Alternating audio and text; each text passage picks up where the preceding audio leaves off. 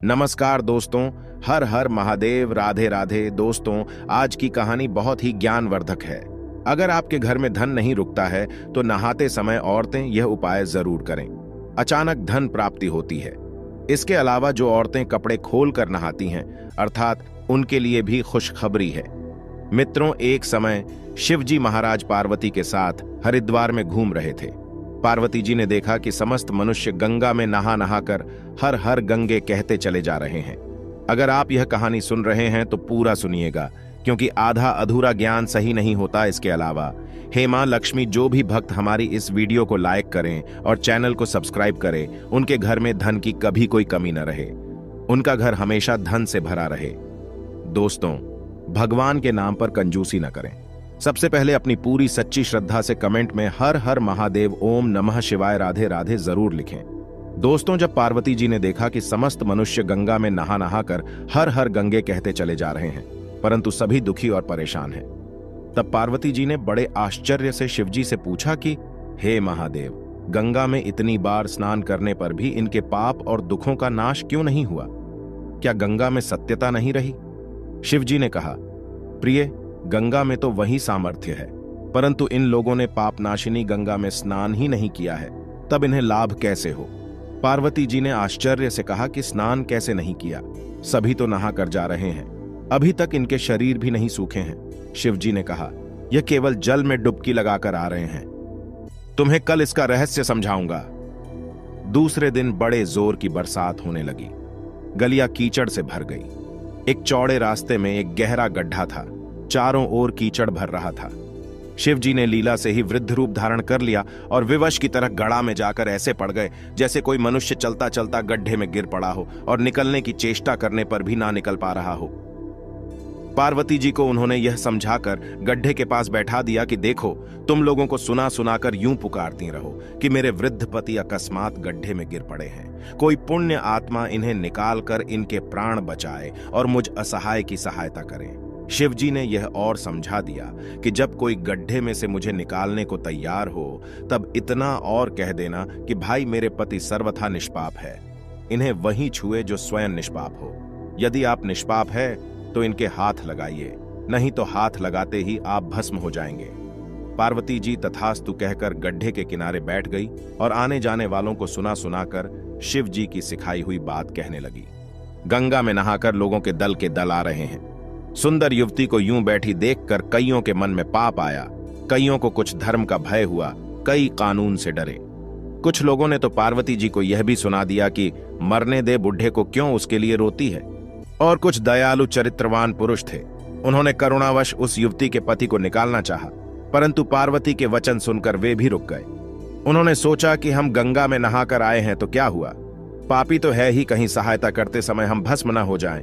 इस स्त्री के कथन के अनुसार हम स्वयं भस्म ना हो जाए, किसी का साहस नहीं हुआ। सैकड़ों आए, सैकड़ों ने पूछा और चले गए। संध्या हो चली। शिवजी ने कहा, पार्वती, देखा आया कोई सच्चे हृदय से गंगा में नहाने वाला।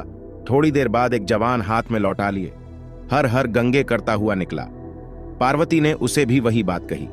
युवक का हृदय करुणा से भर आया। उसने शिवजी को निकालने की तैयारी की। पार्वती ने रोककर कहा कि भाई, यदि तुम सर्वथा निष्पाप नहीं होंगे तो मेरे पति को छूते ही जल जाओगे। उसने उसी समय बिना किसी संकोच के दृढ़ निश्चय के साथ पार्वती से कहा कि माता, मेरे निष्पाप होने में तुझे संदेह क्यों होता है? देखती ही नहीं, मैं अभी गंगा नहा कर आया हूं। भला गंगा में गोता लगाने के बाद भी कभी पाप रहते हैं? अभी तुम्हारे पति को निकालता हूं। युवक ने लपककर बूढ़े को ऊपर उठा लिया। शिव पार्वती ने उसे अधिकारी समझकर अपना असली स्वरूप प्रकट कर उसे दर्शन देकर कृतार्थ किया। शिव जी ने पार्वती से कहा कि इतने लोगों में से इस एक ने ही गंगा स्नान किया है। इसी दृष्टांत के अनुसार जो लोग बिना श्रद्धा और विश्वास के केवल दंभ के लिए गंगा स्नान करते हैं, उन्हें वास्तविक फल नहीं मिलता, परंतु इसका यह मतलब नहीं कि गंगा स्नान व्यर्थ जाता है। गंगा स्नान का बहुत पुण्य भी है। इसके बाद शिव जी ने पार्वती जी से कहा, अब मैं आपको 12 बातें बताता हूं। जो भी मनुष्य इन 12 बातों को नहाते समय ध्यान में रखता है, वह कभी भी दुखी नहीं रहता है। उसके घर में मां लक्ष्मी का वास हो जाता है। उसके घर में अपार धन आता है। घर में कभी भी लड़ाई झगड़ा नहीं होते हैं। उसका पूरा परिवार हंसी खुशी जीवन व्यतीत करता है। तब माता पार्वती ने कहा, हे भगवान, आप हमें यह वह 12 बातें बता दीजिए। इसके बाद भगवान शिव उन बातों को बताना शुरू कर देते हैं और माता पार्वती बहुत ध्यान से सुनने लगती है। दोस्तों, यह 12 बातें आप लोग भी बिल्कुल ध्यान से सुनना। इसके बाद भगवान शिव कहते हैं, प्रिय, यह 12 बातें बताने के बाद मैं आपको एक बात और बताऊंगा जो औरतों के लिए है। जो औरतें कपड़े खोलकर स्नान करती हैं, उनके लिए यह बात बहुत ही महत्वपूर्ण है। तो पार्वती जी, इस बात को आप बहुत ही ध्यान से सुनना। तभी शिवजी अपनी वाणी को शुरू कर और बताने लगते हैं। दोस्तों, शिवजी कहते हैं, स्नान करने से शरीर निरोगी रहता है और मन प्रसन्न रहता है। नहाने से चेहरे की क्रांति और शारीरिक आकर्षण में भी बढ़ोतरी होती है। अगर इस नित्य कर्म के दौरान कुछ बातों का ध्यान रखा जाए तो आध्यात्मिक से भी ज्यादा लाभ पाया जा सकता है। नहाने के क्रम में जिन बातों का ख्याल जरूरी रखा जाना चाहिए, अब उन बातों के बारे में बताने जा रहा हूं। प्रिय, आप इन बातों को बिल्कुल ध्यान से सुनना। नंबर 1, स्नान करने के बाद लोग शुद्ध होकर पूजा पाठ आदि सारे काम करने के योग्य बनते हैं, इसलिए सुबह को ही स्नान कर लेना चाहिए। नंबर 2, शास्त्रों में कहा गया है कि स्नान करने से इन 10 गुणों की प्राप्ति होती है: रूप, तेज, बाल पवित्रता, आयु, आरोग्य, लोकता, तप और मेधा। नंबर 3, लक्ष्मी, धन, पुष्टि व आरोग्य और स्वास्थ्य चाहने वालों को हर मौसम में और हर दिन स्नान करना चाहिए। नंबर 4, शास्त्रों में कहा गया है कि सुबह स्नान करने से पाप का नाश होता है और पुण्य मिलता है। ऐसा कहा गया है कि सुबह नहाने वालों के पास नकारात्मक शक्तियां नहीं भटकती, इसीलिए सुबह स्नान करना ही उचित है। नंबर 5, बीमारी की हालत में सिर के नीचे से ही स्नान करना चाहिए। गीले कपड़े से शरीर को पोंछ लेना एक तरह का स्नान ही कहा गया है। नंबर 6, सुबह की लालिमा छाने से पहले ही स्नान लेना श्रेष्ठ माना गया है। नंबर 7, तेल लगाकर और देह को मलमल कर नदी में नहाना मना है। इसकी जगह नदी से बाहर निकलकर तट पर ही शरीर साफ करके तब नदी में डुबकी लगाना उचित है। नंबर 8, जिन घाटों पर कपड़े धोए जाते हैं वहां का जल अपवित्र माना गया है, इसलिए वहां से कुछ दूर हटकर ही नहाना चाहिए। नंबर 9, नदी में 11 या 21 डुबकियां लगाना अच्छा बताया गया है। नंबर 10, पवित्र नदियों में कपड़े निचोड़ने की मनाही है। नदी में किसी तरह की गंदगी नहीं बहानी चाहिए। नंबर 11, नल की तुलना में झरने का पानी, झरने से ज्यादा नदी का पानी, नदी के पानी से किसी तीर्थ का जल, तीर्थ के जल से गंगा जल अधिक श्रेष्ठ माना गया है। नंबर 12, गंगा माता का कथन है कि स्नान करते वक्त कोई चाहे जहां भी मेरा स्मरण करेगा, मैं वहां के जल में आ जाऊंगी। इसके बाद शिवजी ने कहा, अब मैं आपको औरतों के बारे में बताता हूं जो औरतें कपड़े खोलकर स्नान करती हैं। शिवजी ने कहा, हिंदू धर्म शास्त्रों में हर एक चीज के लिए कुछ नियम बनाए गए हैं। इन नियमों में से एक है स्नान को लेकर की गई बातें। ऐसा माना जाता है कि आम व्यक्ति को शास्त्रों के नियमों का पालन जरूर करना चाहिए, जिससे घर की सुख समृद्धि बनी रहती है और खुशहाली आती है। साथ में अपार धन बरसता है, माता लक्ष्मी प्रसन्न होती है। दरअसल हमारे शास्त्रों में ऐसी कई बातें लिखी गई हैं जिनका हम पालन सदियों से करते चले आ रहे हैं, लेकिन उसके कारणों के बारे में अभी भी पूरी जानकारी नहीं है। ऐसे ही नियमों में से एक है निर्वस्त्र स्नान करना। आपने अक्सर घर के बड़ों को ऐसा कहते सुना होगा कि कभी भी स्नान बिना कपड़ों के यानी निर्वस्त्र नहीं करना चाहिए। अगर हम पौराणिक कथाओं की बात करें तो निर्वस्त्र स्नान की मनाही का एक सबसे बड़ा कारण कृष्ण जी के समय से जुड़ा है।